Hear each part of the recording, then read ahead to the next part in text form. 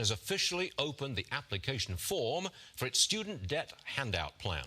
The president slammed Republicans for opposing it. Roll tape. Let's talk about who is against helping millions of hardworking middle-class Americans. Republican members of Congress, Republican governors are trying to do everything they can to deny this relief, even to their own constituents. As soon as I announced my administration's student debt plan, they started attacking it, saying all kinds of things. Their outrage is wrong and it's hypocritical. All right, look who's here, Mollie Hemingway. Mollie, is the Republican outrage wrong and hypocritical? Well, the issue here is that Joe Biden has done a campaign ploy. He does see those numbers that you were just talking about, where Republicans are slated to have quite the advantage in November. So he came up with this plan to have working class people pay the college debt of college graduates. And everyone understands that this was designed to help increase enthusiasm for Democrats because they have a huge enthusiasm gap. It's a plan that's widely believed to be not just immoral, but unconstitutional or otherwise facing legal challenges. But that's not important because all he needs to do is get through the election, get those votes, and that's what he's aiming for. But no, I don't think many Americans really like the idea of paying for other people's college education, particularly when they're working class people. Yeah, I do see the point, Mollie. I do see the point.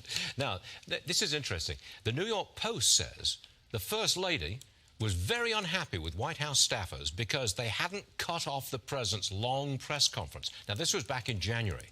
I notice he hasn't given a lengthy press conference since. What do you make of that? Right.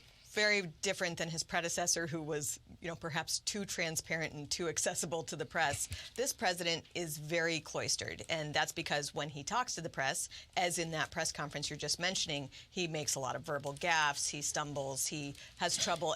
It's very difficult for people to see him perform publicly. So the whole strategy, back to the campaign, was to keep him under wraps, keep him away from cameras as much as possible, really control the environment he's in. What's interesting is that Jill Biden has had a lot of negative press for people's belief that she should have done a better job of keeping him away from running for office, given his advanced age and what that's doing to him.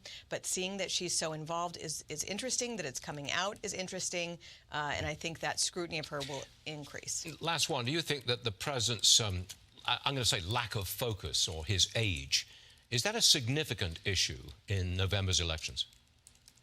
I think, the big problem for Democrats isn't that Joe Biden seems to be declining mentally. It's that the policies that Biden shares with the entire Democrat Party are not favorable to the American people. So I don't think people I think it's embarrassing, a bit Sure. to see what's happening, but really the issue is the policies. It's just extraordinary. We've come to the point where we can talk about a sitting president as declining mentally. That's a very big deal, in my opinion.